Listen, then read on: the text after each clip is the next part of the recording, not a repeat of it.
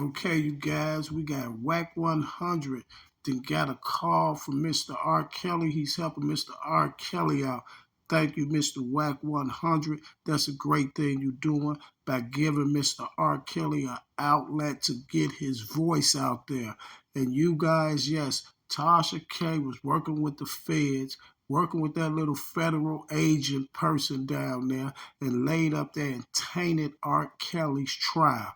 So you don't have to believe me. I'll let R. Kelly and Mr. Whack 100 tell you what's going on personally. In jail, the BOP officer A was illegally accessing all my phone calls and emails, and she was doing it for 6 whole months. Officer A, she also scanned 12 pages of my restricted jail records.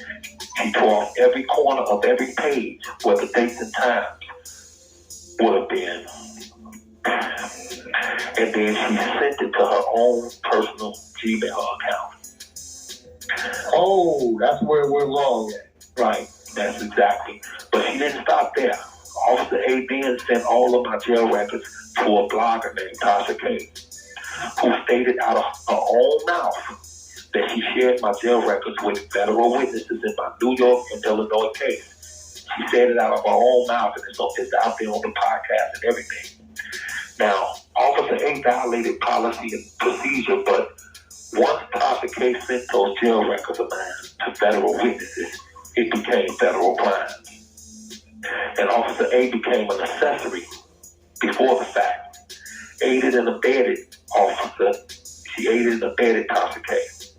Officer A provided the tools for Tasha K to commit the federal crimes, because Tasha K wouldn't have had my jail records to show federal witnesses if Officer A didn't give them to her. Now, my question to you, is these things we talking about, Yeah. do they have an effect on the charges that you have? Absolutely. Because in order to have charges, you have to have witnesses, right? Yep. Okay, so you can't have a witness up there that's been seen 6 months worth of lovey-dovey conversations between you and your girlfriend, and the witness is up there is your girlfriend too, and she's pissed off because she done seen all of this stuff that the BOP provided Tasha K with. Tasha K went and showed it to her, can't she? No, right. That's called a tainted witness, ain't it? Definitely. Where she wouldn't have seen those conversations and emails between me and my other girlfriend. I mean, should I be in here 30 years because I was being a player? Nah, definitely not. I tell people that. I tell people all the time, I said, listen, every state got different laws. And whether it's distasteful for your own reason, if the law stipulates the state that they can content themselves at certain ages, that's just what that is. Like, yeah, that's the law. New York is 17, Jersey 16, Cali 18. I mean, different spots, different days. Yeah. This call is from a federal prison. But not one state in America and nowhere else got a law that puts somebody in jail because a witness is tainted and a girlfriend is mad, or a guy's being a player because he got 2 girlfriends. And they shouldn't be on the stand. Okay, so I'm just gonna finish it up, and it's all good. But she aided and abetted. Okay, if they got you dead to the right or whatever they call it, then you shouldn't need a tainted witness that's been shown 6 months worth of jail records. You don't need that. But that's what they needed, and that's what they did. And they knew this, though. They knew this. Absolutely, because here's the deal, though. Hell, I'm gonna go off this paper. Hell with the paper. So here's the deal. 2019, this was reported. There was a search warrant done on this BOP officer A. She was reported doing this in 2019. Now remember, I was in pre-trial. I hadn't even gone to trial. This lady was reported to the point that they did a search warrant on her computer, her laptop computer, and found out that she indeed did this. They found out that Tasha K indeed received this information from this BOP disciplinary hearing officer. This ain't just some security guard. This is a disciplinary hearing officer, which is a judge in the Bureau of Prisons. She knew exactly what she was doing when she gave Tasha K this information. Tasha K knew what she was doing because she actually said it out of her mouth and she shared it with government witnesses in both my cases. And they did this prior to me even going to trial, which means I shouldn't even went to trial because my girlfriend. Exactly, because my girlfriend, who became the witness working with the government, she did it after she saw this information between me and another girl, bro. Now let's just keep this shit real, okay? This is common sense. This ain't nothing you gotta go to school for. Everybody know what a scorned woman is. If somebody that's mad and get up on the stand and say anything about you because they pissed off because they saw some lovey-dovey conversations between you and another woman. And they knew exactly what they was doing when they showed it to her because my girlfriend, this witness, was 90% of my case. Oh, yeah. So you see what I'm saying? I get it. They needed to sway her. Exactly. She was all with me for 6 months after I got arrested. She was all on Facebook saying she's with me. I remember her. Okay. So that's what I'm saying. So how in the hell within 6 months do she change like that? She came to my, if this hang up, I'm gonna call you right back, bro. Yeah, cool. So she came to my last visit, the last visit I saw her, cursing me out saying she saw the emails between me and my girlfriend. And she was pissed. I was like, in my head, I was like, how the hell she know that? She just quoted things I said. And then she said that she heard me talking to my lawyer on the phone. Don't lie, I know your fucking voice. I mean, she snapped on the visit. After that, she left, went and started a fight with my girl, and then ended up with the feds. And then the feds to cooperate and fabricate and say the shit that they did. And then I didn't, I'm gonna call you right back. It's gonna hang up. All right, so. Exclusive! Let's get into this. I could have ran this in any room, bro. No, seriously. Listen, man, heavy is the head that carries the crown. People always wonder why, people refer to me as and like that. But when you in my position, in my shoes, it ain't easy, bro. But when it's a natural thing and a genuine respect, I know when to wake up. I got this. Send this to the trenches. This is level. I got this. Let me let Stevie break this. I got this. Let me let people. Being able to delegate, right? Just because that's what it's supposed to be.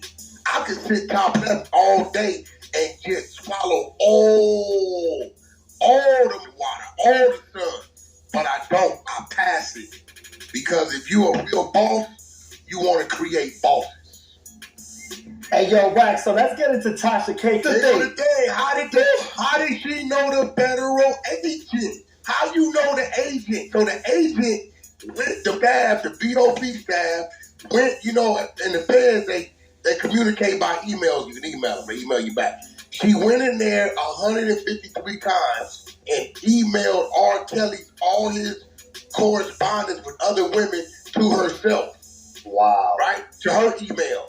Then she took the emails, right, and gave them to Tasha K. They go to thing. No, we don't. Listen, hold on. This is crazy. Tasha, listen. The feds then took that, put it in front of R. Kelly's girlfriend and said, look, he with these others running for him. She was going to see him. This was the women y'all seen in the headlines supporting him.